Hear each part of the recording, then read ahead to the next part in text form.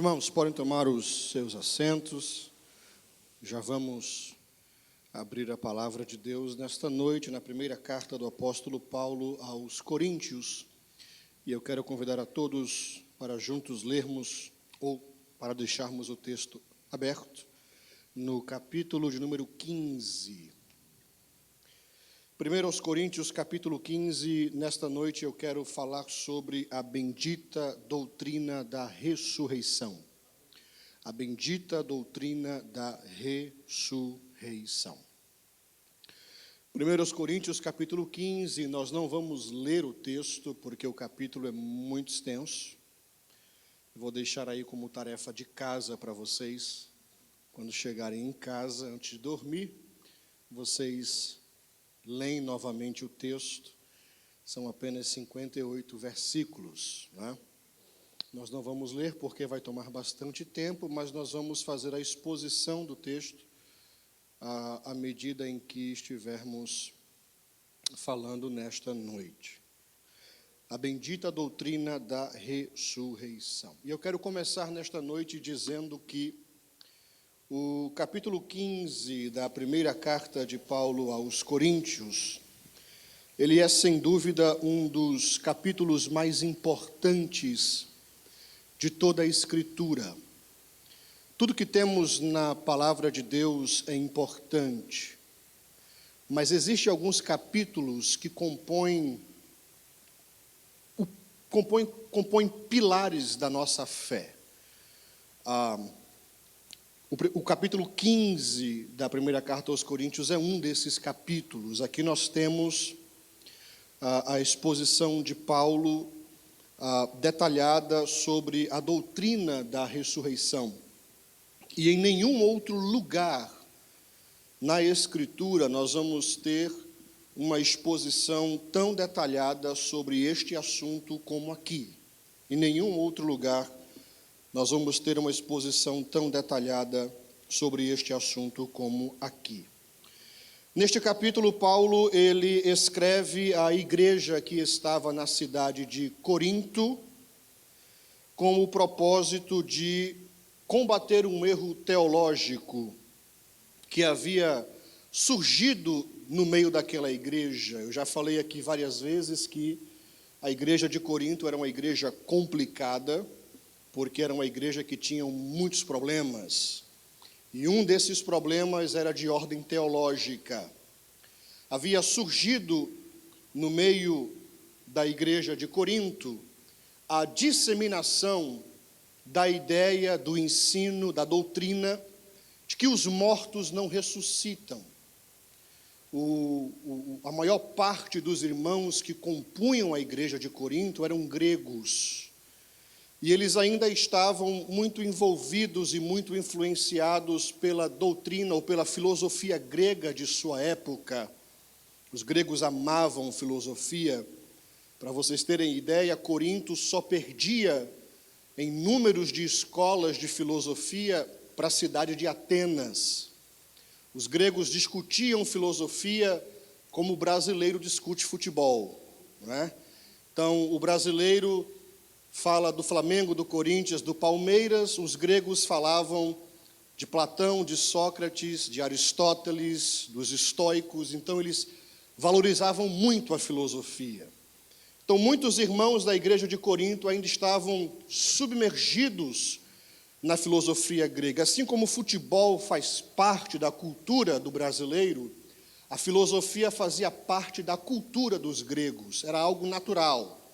Era algo que saía de maneira natural dos gregos. E eles acreditavam que o corpo era a prisão da alma, que tudo aquilo que era material era mal, e que tudo aquilo que era intocável e abstrato era bom. Então, eles não entendiam que Deus pudesse ressuscitar o corpo uma vez que esse corpo morresse, porque na cabeça deles o corpo era algo mau, era algo desprezível, não havia valor no corpo. Então, na cabeça deles era difícil de compreender por que Deus ressuscitaria um corpo que é mau. Então, começou-se a difundir na igreja de Corinto o ensino de que os mortos não ressuscitavam. E aí Paulo, ele gasta um tempo escrevendo este capítulo 15 para provar àqueles irmãos de que os mortos, eles realmente ressuscitam. E que isto teria, ou se isto não acontecesse, se os mortos não ressuscitassem, haveriam implicações terríveis para nós, para nossa fé como cristãos. Então eu quero nesta noite fazer algumas perguntas ao texto, já que nós não temos o apóstolo Paulo conosco, né? E essa é uma das grandes dificuldades que nós temos quando vamos estudar a Bíblia, é que nós não temos os autores conosco, nós temos o autor conosco, que é o Espírito Santo, mas nós não temos a presença de quem realmente escreveu o texto, né?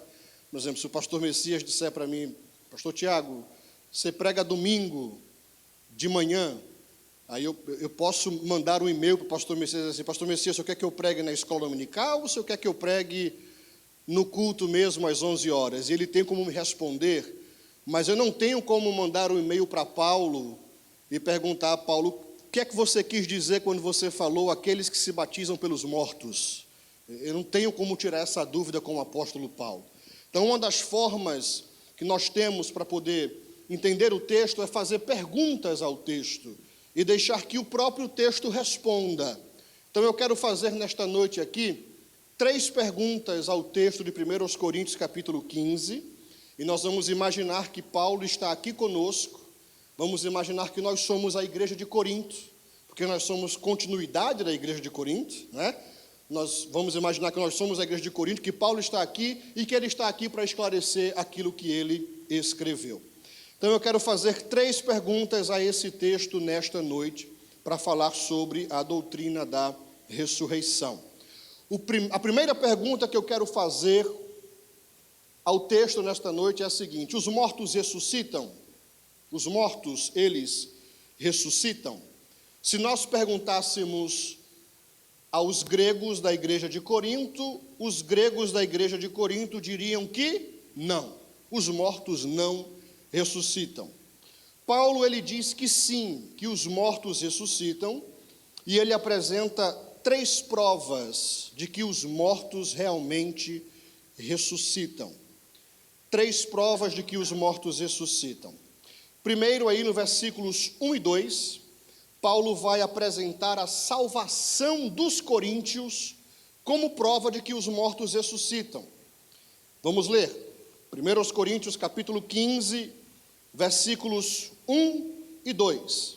Paulo diz: irmãos, venho lembrar-lhes o evangelho que anunciei a vocês, o qual vocês receberam e no qual continuam firmes. Por meio dele vocês também são salvos, se retiverem a palavra assim tal como a preguei a vocês, a menos que tenham crido em vão. Então a pergunta é: os mortos ressuscitam?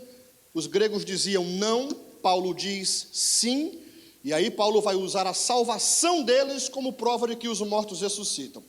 Paulo está dizendo o seguinte aqui nesses versículos, vocês lembram do evangelho que eu preguei para vocês? E que quando vocês creram no evangelho que eu preguei a vocês, porque vocês creram nesse evangelho, vocês são salvos?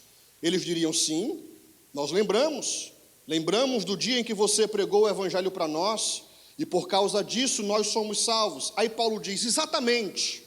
Vocês lembram que no bojo da mensagem do evangelho que eu preguei a vocês, estava também a presença da doutrina de que Cristo ressuscitou dos mortos? Sim. Lembramos que quando você pregou o evangelho para nós, você disse que Jesus Cristo morreu e ressuscitou. Aí Paulo diz, ora, se o evangelho que eu preguei a vocês continha a doutrina da ressurreição dos mortos, e se por crer nesse evangelho vocês são salvos, se vocês dizem que os mortos não ressuscitam, então vocês creram em um outro evangelho. E se vocês creram em um outro evangelho, vocês creram em vão. Então vocês não são salvos. Então esse é o argumento que Paulo usa aqui. primeira prova que Paulo usa de que os mortos ressuscitam é a própria salvação dos coríntios. Cristo, ele ressuscitou, a ressurreição de Cristo fazia parte da mensagem do evangelho que Paulo pregava. Os coríntios creram naquela mensagem e por crer naquela mensagem eles eram salvos. Segunda prova que Paulo usa aqui para dizer que os mortos ressuscitam, ele usa as escrituras do Velho Testamento, versículos 3 e 4, leia aí na sua Bíblia, diz o seguinte: antes de tudo, entreguei a vocês o que também recebi, que Cristo morreu pelos nossos pecados, aí ele diz, segundo as Escrituras, e que foi sepultado e ressuscitou ao terceiro dia, segundo as Escrituras. O que é que Paulo está dizendo aqui? Paulo está dizendo aqui que a ressurreição de Cristo não foi um evento aleatório. A ressurreição de Cristo foi algo que havia sido predito nas Sagradas Escrituras. É por isso que ele menciona aqui por duas vezes: segundo as Escrituras, Cristo morreu pelos nossos pecados. Segundo as Escrituras, Cristo foi sepultado. E aqui é interessante porque Paulo, ele faz questão de dizer que Cristo foi sepultado. É para comprovar que realmente, quando tiraram o corpo de Cristo da cruz, não havia vida no seu corpo. Ele foi realmente enterrado segundo as Escrituras e que ele ressuscitou ao terceiro dia segundo as Escrituras.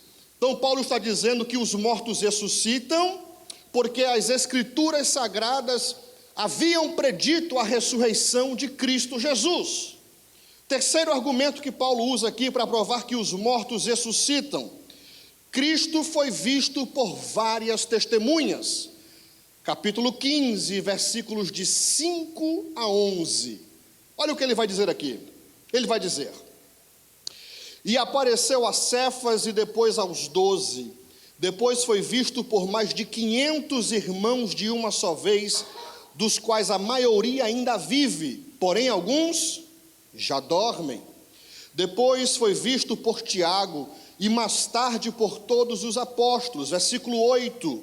Por último, depois de todos, foi visto também por mim, como por um nascido fora de tempo, porque eu sou o menor dos apóstolos e nem mesmo sou digno de ser chamado apóstolo, pois persegui a igreja de Deus.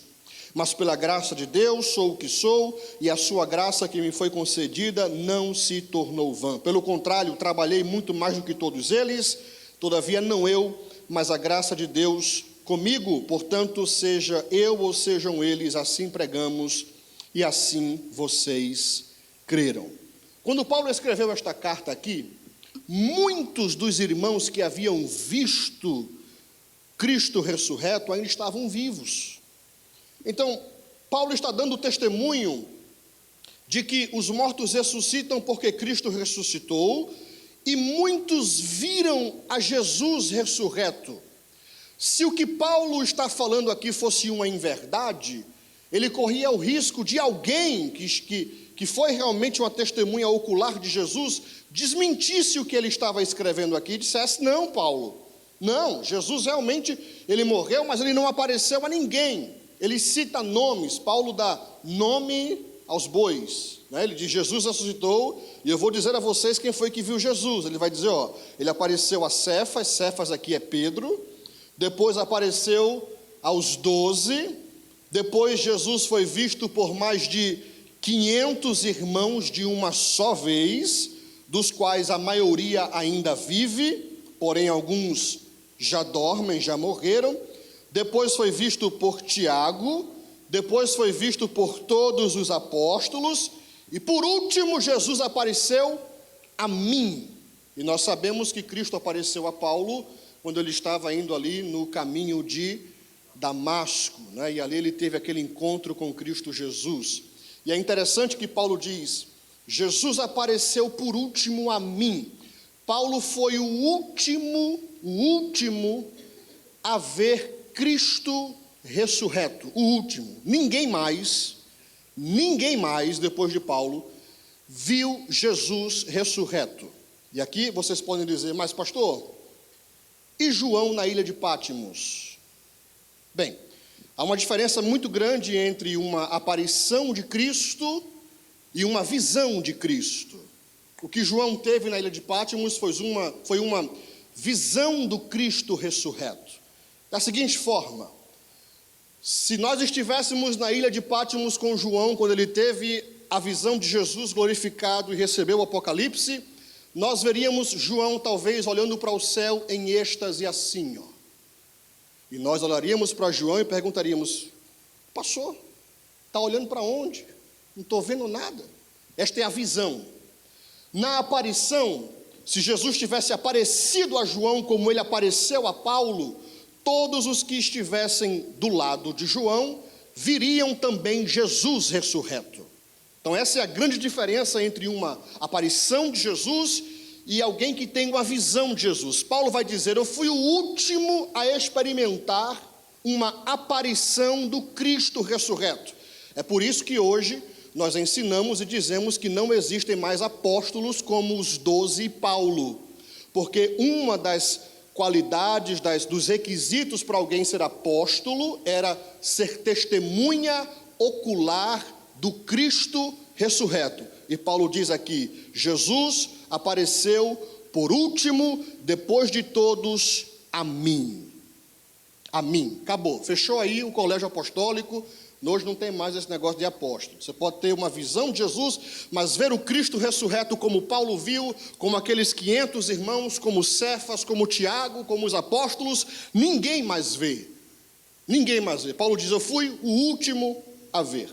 Então Paulo está dizendo aqui: os mortos ressuscitam porque Jesus ressuscitou e foi visto por várias testemunhas. Por várias testemunhas. Então, primeira pergunta ao texto: os mortos ressuscitam? Resposta de Paulo: sim. Quais são as provas? A salvação de vocês, as escrituras sagradas e o fato de que muitas pessoas viram Cristo depois que ele ressuscitou. Segunda pergunta ao texto: eu posso crer na ressurreição de Cristo e não crer na ressurreição dos mortos? Porque era esse o problema da igreja de Corinto. Eles criam que Jesus ressuscitou, mas eles não criam que aqueles que morreram em Cristo poderiam ressuscitar. Então a pergunta que a gente faz é: Paulo, eu posso crer na ressurreição de Cristo e não crer na ressurreição dos mortos? A resposta de Paulo a esta pergunta é: absolutamente não. Eu não posso crer na ressurreição de Cristo e negar a ressurreição dos mortos. Não posso. Paulo diz aqui que é impossível. Impossível.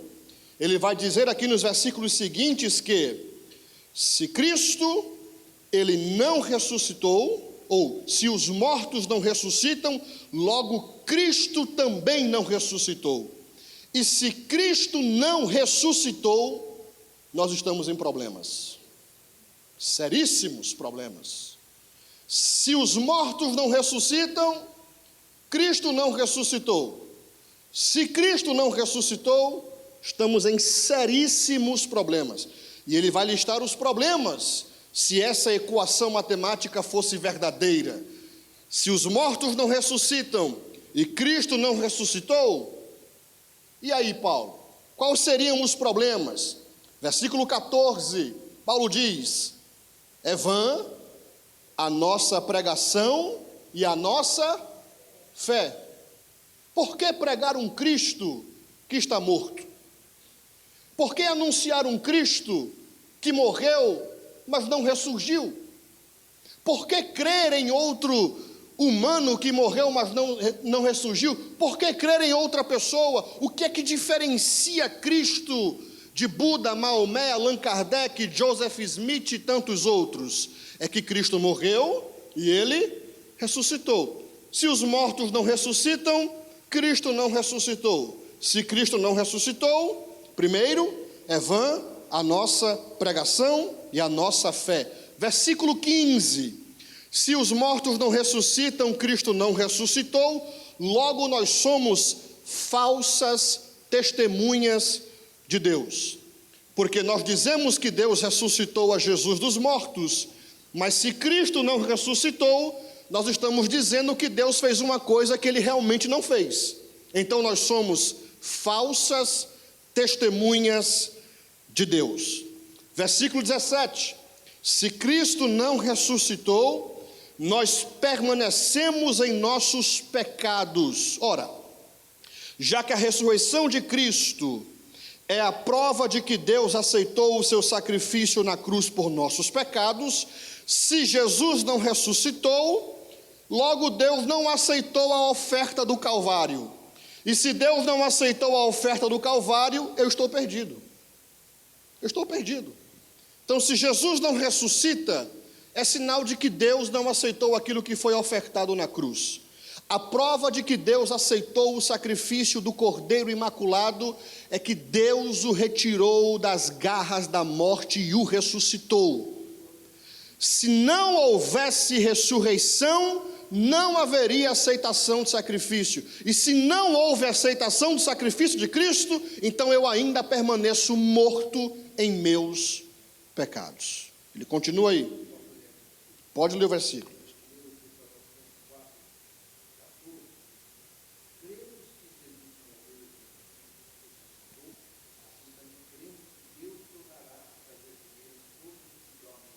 Amém.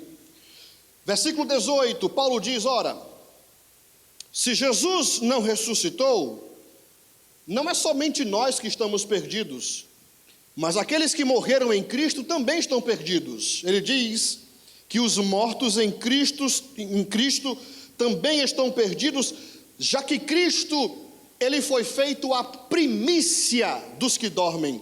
Olha o que diz Colossenses capítulo 1, versículo 18. Colossenses capítulo 1, versículo 18. Cristo foi feito a primícia dos que dormem. Logo, se Cristo não ressuscitou, aqueles que morreram em Cristo também estão perdidos. Colossenses capítulo 1, versículo 18. Paulo escrevendo diz, e ele, Paulo está falando de Cristo, é a cabeça do corpo da igreja, ele é o princípio e o quê? O primogênito dentre os mortos. Eu já expliquei o que Paulo quer dizer com este versículo aqui, não é? Houveram vários casos de ressurreição no Antigo Testamento e no Novo Testamento também.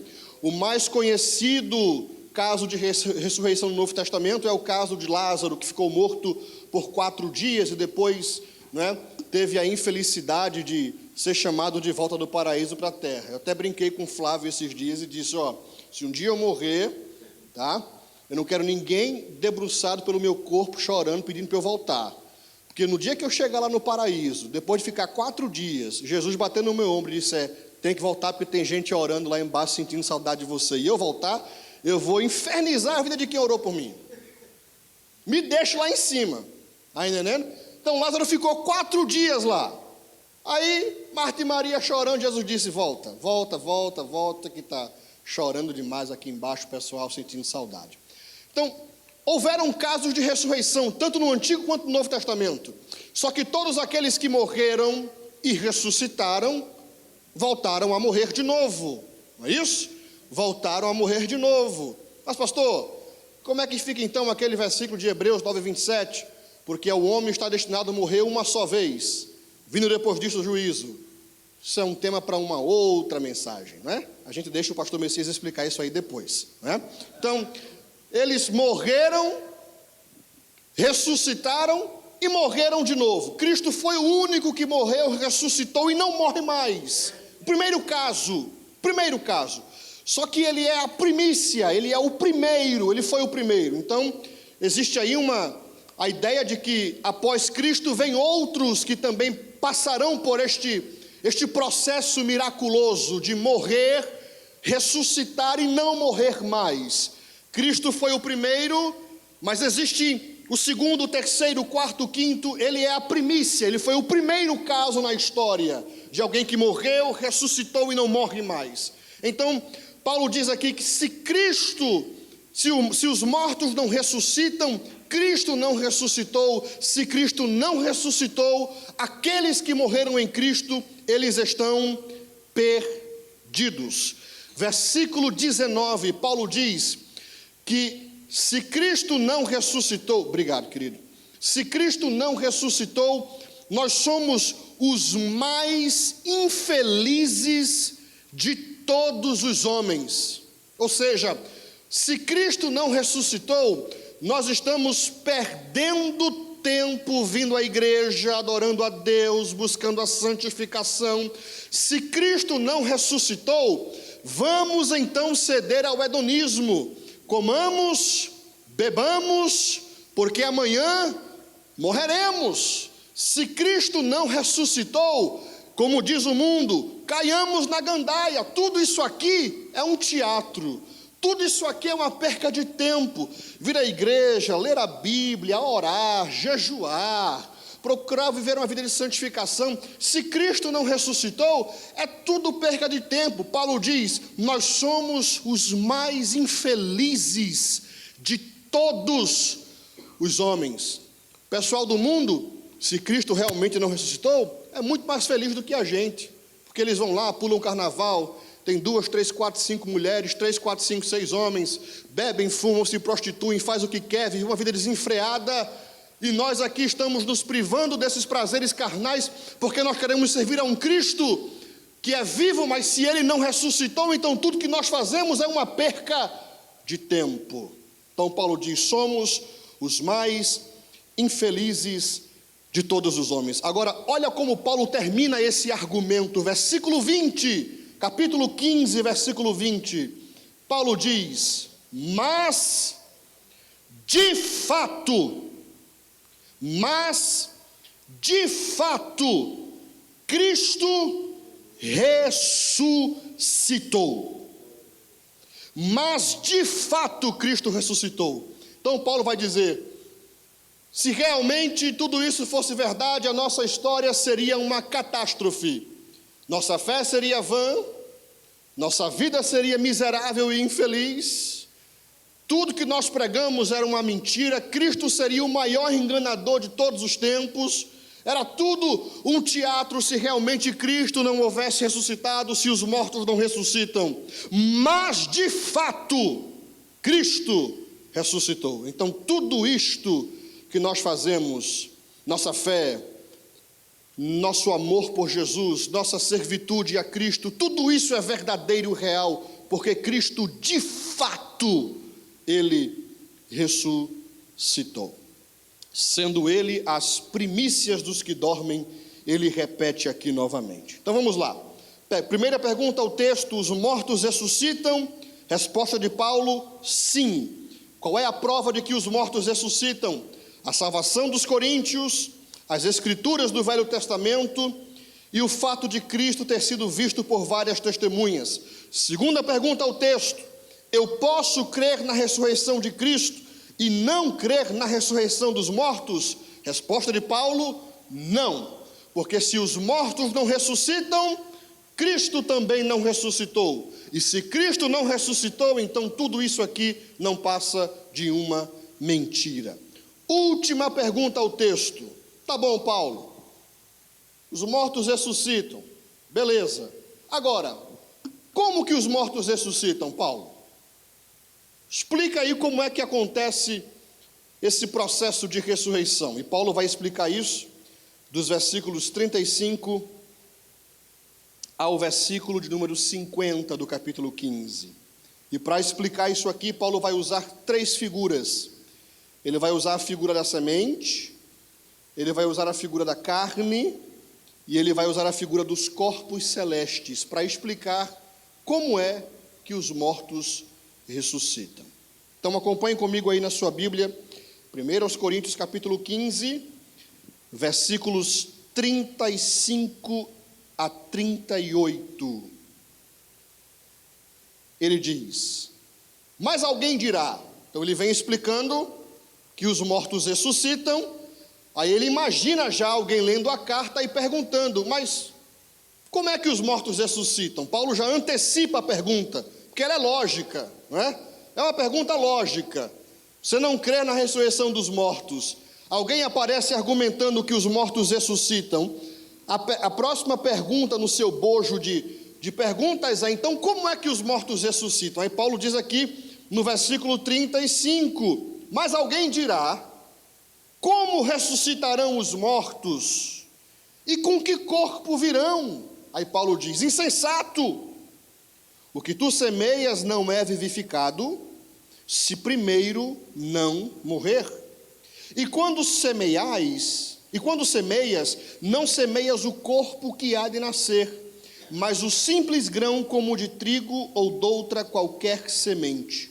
Mas Deus dá-lhe o corpo como quer, e a cada semente Deus dá o próprio corpo. Paulo está usando aqui a figura da semente para explicar como é que acontece esse negócio de ressurreição dos mortos. Ele vai dizer o seguinte: olha, quando você planta uma semente, ela não pode germinar sem antes ela morrer. Para que a semente ela germine e a árvore cresça e produza frutos, a semente tem que morrer na terra. Você pega uma semente de manga, um caroço de manga, não é? Que é a semente. Você planta na terra, o caroço morre na terra porque é a semente. Depois de alguns meses nasce a mangueira, e da mangueira você pode extrair o fruto que é a manga. Então Paulo vai dizer, da mesma forma que acontece com a semente que é plantada, acontece no processo de ressurreição. Nosso corpo é a semente. Quando a gente morre, nós somos plantados. A semente morre para dessa mesma semente nascer então uma árvore, e desta árvore nascer um fruto. Observe que a mangueira, ela é o resultado da morte da semente, mas apesar de ser o resultado da morte da semente, ela germina e ela cresce, ela brota em uma outra forma, em uma forma mais gloriosa. Você planta uma semente, mas quando você planta, você nunca imagina o tamanho da árvore que vai sair daquela semente, ou a quantidade de frutos que aquela semente depois, quando estiver já amadurecida, vai dar. Aquela semente, quando germina, quando ela morre, quando ela cresce de uma forma totalmente diferente de como ela foi plantada. Então Paulo vai dizer que nós, quando morremos, o nosso corpo ele é sepultado. Aquela semente passa por um processo de transformação. E da mesma forma o nosso corpo também passará por esse processo de transformação. Agora veja que Paulo diz que o corpo ressurreto, ele é infinitamente superior ao corpo que foi plantado. Infinitamente superior ao corpo que foi plantado. Ele diz aí no versículo 42, olha o que ele diz: pois assim também a ressurreição dos mortos, semeia-se o corpo aonde? Na corrupção, e ressuscita o corpo que? Na incorrupção. Paulo está dizendo, o corpo quando ele morre, ele é plantado na corrupção. O corpo corrompido, ele se cansa. O corpo corrompido, ele envelhece. O corpo corrompido, ele perde o cabelo, né? O corpo corrompido fica enrugado. O corpo corrompido está estreitamente ligado ao tempo. A física vai dizer que dois corpos não podem ocupar o mesmo espaço ao mesmo tempo. Você não pode estar em dois lugares ao mesmo tempo, porque existem leis naturais que fazem influência direta sobre o seu corpo corrompido. A gravidade faz influência sobre o seu corpo corrompido. Ah, pastor, mas eu não acredito na gravidade. Tá. Sobe numa cadeira bem alta assim, e diz assim: eu não acredito, e pula, para você ver se a gravidade não te puxa. Ela te puxa, você crendo ou não, ela te puxa. Então existem leis que regem o nosso corpo corrompido. Mas aí Paulo, ele vai dizer que semeia-se o corpo na corrupção. Quando alguém morre, o corpo corrompido ele é plantado. Mas quando ele ressuscita na incorrupção. É um corpo que não está mais atrelado, não está mais ligado, não está mais apegado a essas leis físicas, não está ligado à lei do tempo. É um corpo que não perde a beleza exterior, é um corpo que o cabelo não cai, não é? É um corpo que não se enruga, é um corpo que não está sujeito às leis da natureza. Versículo 43, Paulo diz: semeia-se em fraqueza, mas ressuscita-se em poder. Paulo diz: quando o corpo corruptível ele é semeado em fraqueza, ele é um corpo fraco. Mas quando ele ressuscita, ou quando ele ressuscitar, ele será um corpo em poder. Assim como o corpo de Jesus. Quando Jesus, ele ressuscitou, João registra isso, os discípulos estavam dentro de um quarto com medo dos judeus. Estavam com medo da perseguição, com medo de serem associados com Jesus. Jesus havia morrido e já faziam 3 dias que ninguém ouvia falar desse Jesus. Os discípulos com medo no quarto com a porta fechada. E de repente Jesus atravessa a porta com o quarto, com tudo, apresenta-se a ele e as palavras que saem da boca de Jesus é: paz seja convosco. Era um corpo glorioso que não estava mais associado às leis naturais. Era um corpo que havia ressuscitado em poder.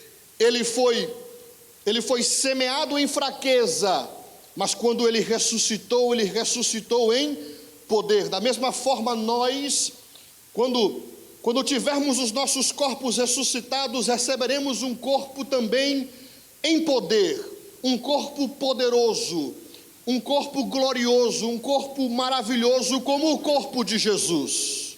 E eu não sei como será a sensação de ter um corpo 100% fitness, sarado, né? Com cabelo ou sem cabelo, não sei como é que vai ser. Versículo 44, Paulo diz: olha, semeia-se corpo natural. Isso aqui é interessante. Semeia-se corpo natural, mas ressuscita-se o quê? Um corpo espiritual. Aí ele diz: se há corpo natural, há também corpo espiritual. E aqui existem várias interpretações sobre o que é que Paulo quer dizer. Várias interpretações.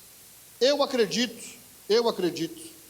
que o corpo espiritual ao qual Paulo se refere aqui não é um corpo invisível, não é um corpo sem forma, porque quando Jesus ressuscitou, Jesus fez coisas que, por exemplo, Jesus estava em corpo glorioso, mas os seus discípulos podiam tocá-lo. É tanto que ele disse a Tomé: toca aqui, coloca os dedos, ou o teu dedo nas minhas chagas. E Tomé tocou e creu. Jesus ressuscitou em corpo glorioso, mas existem indícios de que Jesus estava com os discípulos e eles estavam comendo, os discípulos estavam no mar, Jesus estava preparando peixe e pão. No caminho de Emaús, Jesus senta com os discípulos para poder também participar da ceia e de repente Jesus desaparece dos olhos dele, e aí que eles se tocam que estavam realmente conversando com Jesus. Então eu não acredito que esse corpo espiritual que Paulo fala aqui seja um corpo sem forma.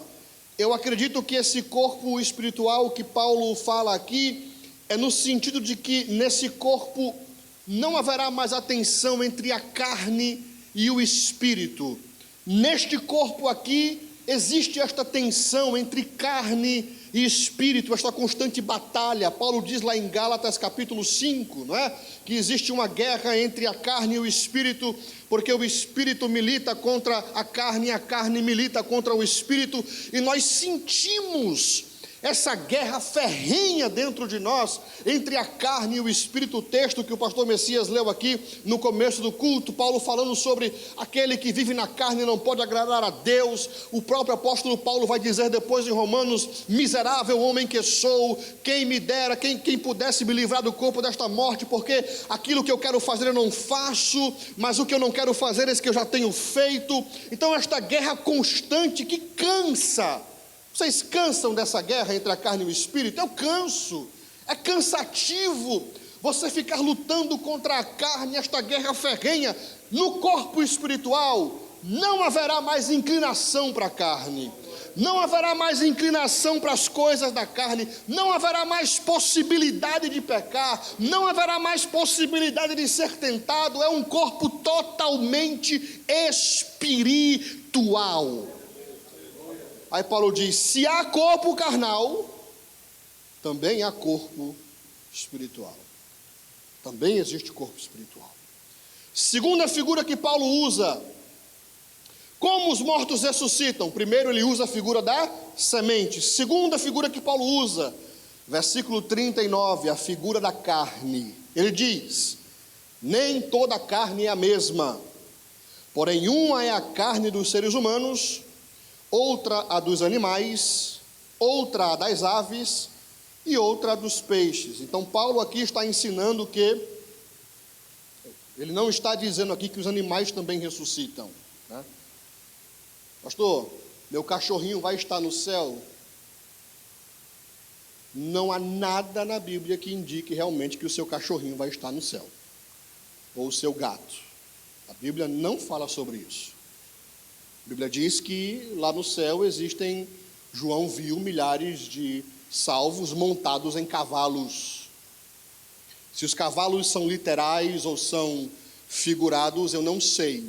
Mas não há nenhum versículo na Bíblia que diz que os animais, quando morrem, realmente eles vão estar no céu. Então aproveite o seu bichinho de estimação enquanto ele está aqui, porque lá no céu você vai conviver com outros humanos. Outros humanos. Paulo diz aqui, ele não está ensinando aqui que os animais ressuscitam. O que ele quer ensinar aqui é que da mesma forma que Deus deu a cada animal um corpo diferente, ele menciona aqui, uma é a carne dos seres humanos, outra a carne dos animais, uma é a carne das aves, outra dos peixes. Então, Deus deu a cada animal um corpo diferente, ele também é poderoso para nos dar um corpo diferente na ressurreição. Então, o mesmo Deus que deu às aves um corpo, aos peixes um corpo, aos homens um corpo, ele tem poder para também dar um corpo diferente quando nós ressuscitarmos dos mortos. É isso que Paulo está dizendo aqui.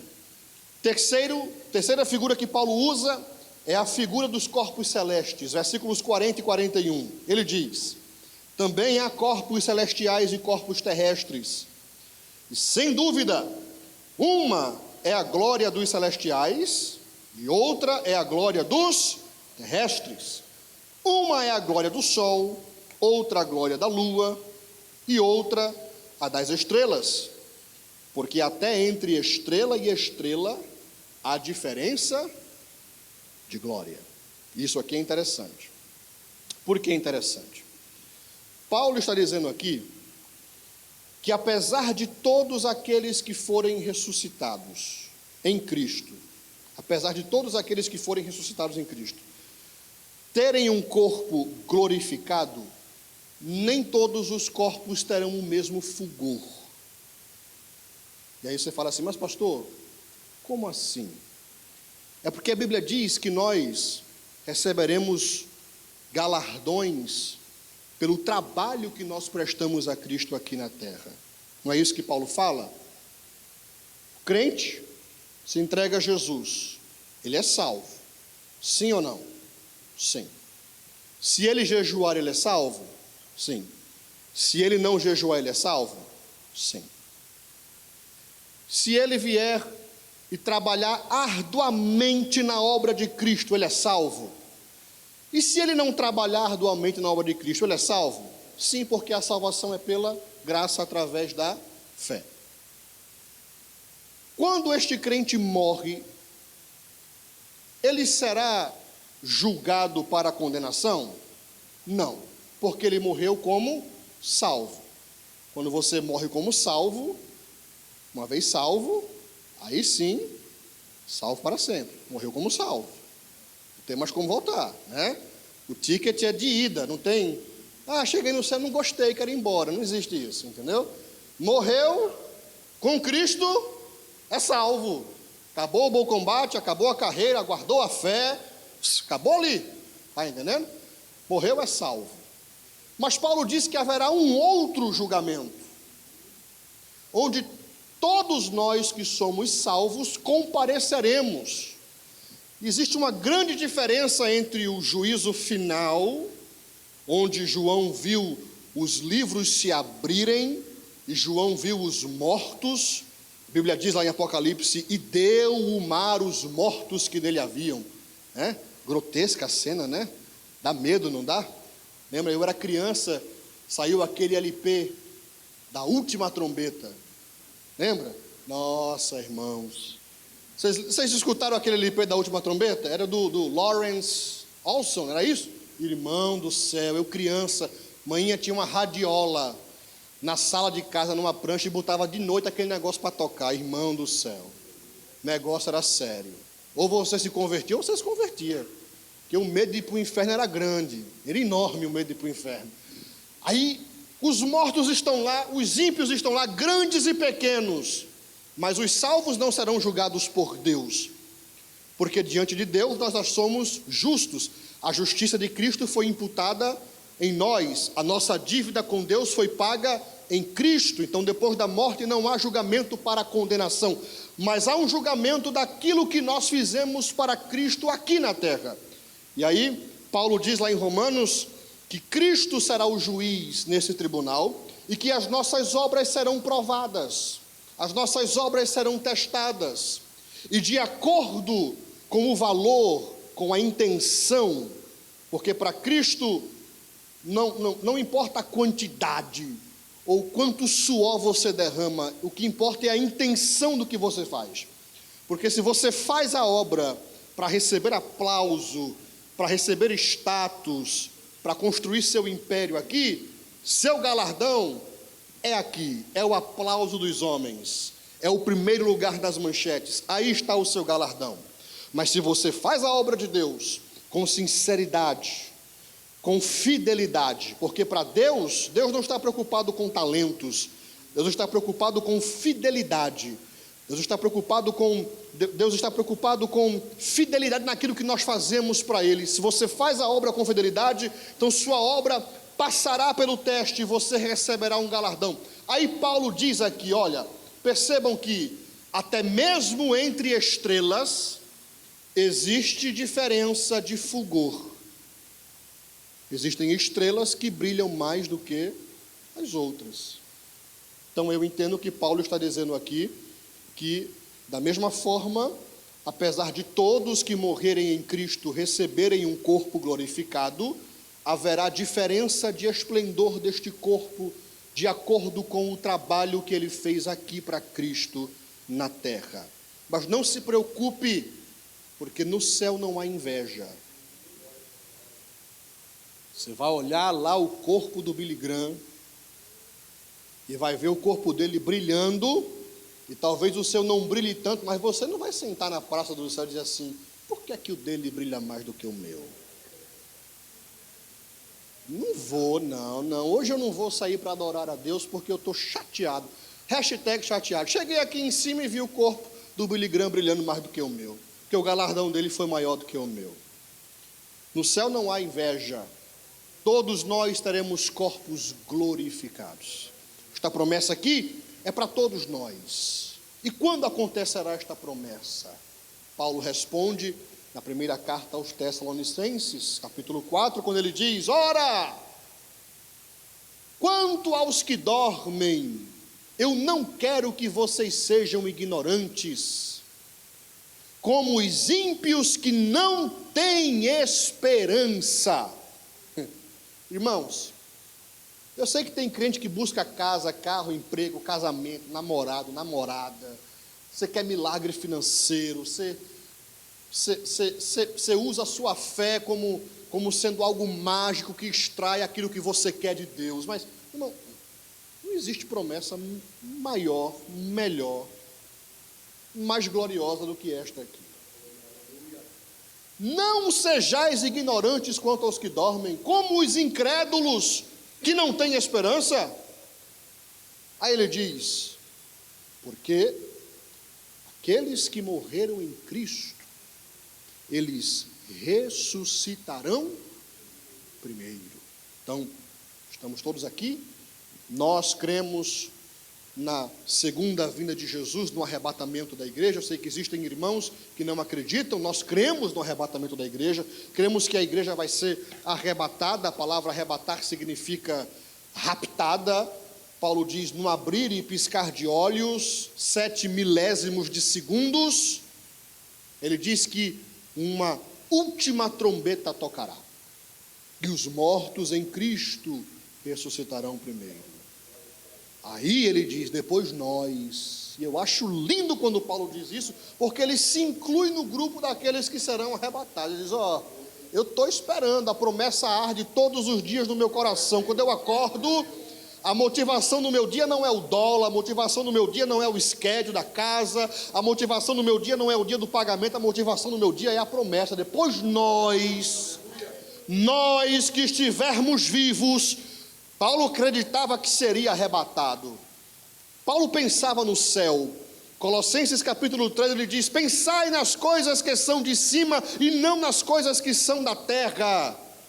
A cabeça de Paulo estava lá, em Cristo, no Cristo ressurreto, estar com Ele, viver com Ele, morar com Ele para sempre, era o que motivava o coração do apóstolo Paulo. Não era o dólar, não era o euro, não eram as coisas materiais, não era o iPhone, não era a Mercedes, não era a BMW, não era a casa, não era nada aqui. Ele disse, para mim o morrer é lucro e o viver é Cristo, pelo que eu considero todas essas coisas como esterco. Eu aprendi a viver no muito, aprendi a viver no pouco, porque eu posso todas as coisas naquele que me fortalece. Aí ele diz, depois nós, os que estivermos vivos, seremos o quê? Arrebatados juntamente com eles. E estaremos para sempre com o Senhor nos ares, nos céus. Então esta promessa é uma promessa para nós. Os mortos ressuscitam? Sim, e glória a Deus que os mortos ressuscitam. Porque se os mortos não ressuscitassem, Cristo não ressuscitou. E se Cristo não houvesse ressuscitado, eu também não ressuscitaria naquele dia. A morte teria poder sobre mim. É por isso que Paulo diz aqui no capítulo 15, versículo de número 50 em diante. E agora digo isto, irmãos, que carne e sangue não podem herdar o reino de Deus, nem a corrupção herda a incorrupção. E eis aqui vos digo um mistério, na verdade nem todos dormiremos, mas todos seremos transformados, no momento, num abrir e fechar de olhos, ante a última trombeta, porque a trombeta soará, e os mortos ressuscitarão incorruptíveis, foram sepultados com corpos corruptíveis, mas ressuscitarão com corpos incorruptíveis, e nós seremos transformados, porque convém que isto que é corruptível se revista da incorruptibilidade, e que isto que é mortal se revista da imortalidade. O corpo que foi semeado, ele foi semeado debaixo da circunstância da morte. todos os homens sucumbiram diante do último inimigo, que é a morte. Adão, Noé, Abraão, Isaque, Jacó, o temível Sansão, o sábio Salomão, todos eles no último inimigo foram derrotados por ele. O homem não consegue vencer a quebra de braço com a morte, mas Paulo diz aqui, no capítulo 15, versículo de número 54, o seguinte: e quando isto que é corruptível se revestir da incorruptibilidade, e isto que é mortal se revestir da imortalidade, então cumprir-se-á a palavra que está escrita: tragada foi a morte na vitória. E aqui Paulo, ele zomba da morte. Paulo aqui, ele zomba do último inimigo do homem, da morte. Ele diz: onde está, ó morte, o teu aguilhão? Onde está, ó inferno, a tua vitória? Ora, o aguilhão da morte é o pecado, e a força do pecado é a lei, mas graças a Deus que nos dá a vitória por nosso Senhor Jesus Cristo. Portanto, por causa de tudo isso que eu venho escrevendo agora, por causa de todas essas promessas que nos aguardam, por causa de todos esses fatos que eu mencionei aqui, sede firmes e constantes, sempre abundantes na obra do Senhor, sabendo que o vosso trabalho não é vão no Senhor. Quer trabalhar para Jesus? Pastor, qual é a motivação para trabalhar para Jesus? É o status? Não. Qual é a motivação para trabalhar para Jesus? Se eu trabalhar para Jesus, eu vou ser rico? Não, pelo contrário, talvez você seja até mais pobre, né? Dê até o que é seu para os outros, porque era isso que Jesus fazia, né? Jesus dava o que tinha para os outros, né? Então, a motivação para você trabalhar para Jesus é isto aqui. É a promessa de Deus de um dia você morrer e você ressuscitar e viver com Ele para sempre em um corpo glorioso. Não tem promessa maior do que esta, irmãos. Não tem dólar, não tem BMW, não tem carro, não tem pecado, não tem nada que possa se comparar ao prazer de viver esta promessa. E será um dia glorioso e misterioso e de dor para aqueles que ficarem, de dor para aqueles que ficarem, mas de alegria para aqueles que subirem e para aqueles que ressuscitarem. Os nossos irmãos que morreram, nossos pais na fé, nossos amigos, nossos pais biológicos que nos ensinaram o caminho da verdade. Eu sei que a dor da partida é grande, a gente sente saudade, mas é algo temporário, porque existe uma promessa de que se nós permanecermos fiéis, nós nos veremos lá em cima, em corpo glorificado. Ah, irmão, eu vou voar tanto lá em cima, vocês não têm nem ideia. Vocês não têm nem ideia. Se vocês quiserem me procurar, eu vou estar voando por aí, em corpo glorificado. Que bendito dia. Que bendito dia. E quando Jesus voltar, a pergunta final que eu faço é: quem ficará feliz quando Jesus voltar? Nós subiremos felizes. Alguns ficarão extremamente tristes aqui. Extremamente tristes, arrependidos. Eu vi esses dias o vídeo dos americanos que receberam a sentença de prisão perpétua ou de cadeira elétrica aqui nos Estados Unidos. Estavam diante do juiz, vários vídeos de vários casos diferentes, e quando o juiz lia a sentença, eles se desmoronavam em choro, em pranto, caíam em histeria, em desespero. Você via no vídeo o desespero deles chorando, aqueles homens maus que mataram, que estupraram, que fizeram e pintaram e bordaram aí fora. Quando receberam a sentença do juiz, caíram em si. Mesmo assim será naquele dia,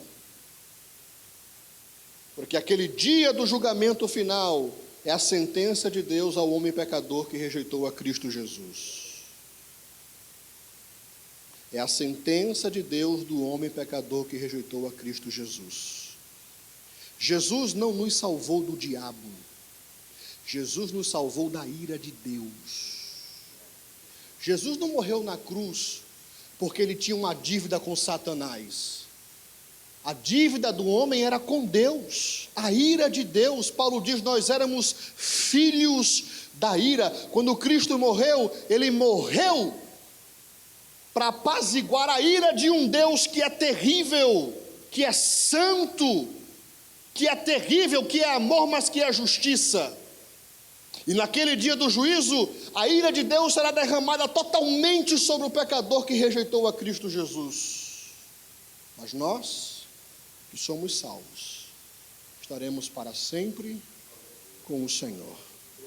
Portanto, meus amados irmãos, consolai-vos com estas palavras, é o que diz o apóstolo Paulo. Vamos ficar de pé nesta noite?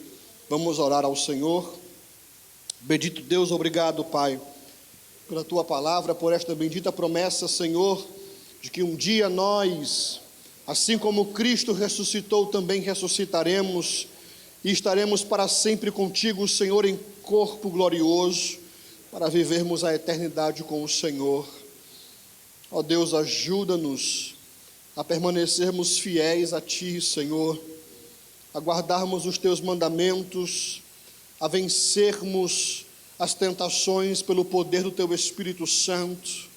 Senhor, segura em nossas mãos, nos guia até o destino final, Senhor, não nos deixe voltar atrás, não permita que os nossos pés vacilem, para que possamos realmente, Senhor, gozar dessas promessas. Guarda-nos em Ti, esconde-nos no Teu pavilhão, Senhor, que a nossa fé esteja em Ti, guardada em Ti, escondida em Cristo, para que naquele glorioso dia nós também possamos estar entre aqueles que participarão dessas promessas lindas e maravilhosas.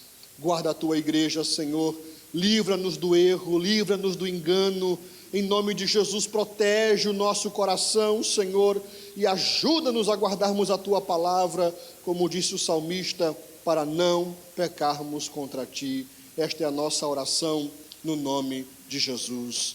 Amém, amém, amém. Pastor Messias, os irmãos podem tomar os seus assentos.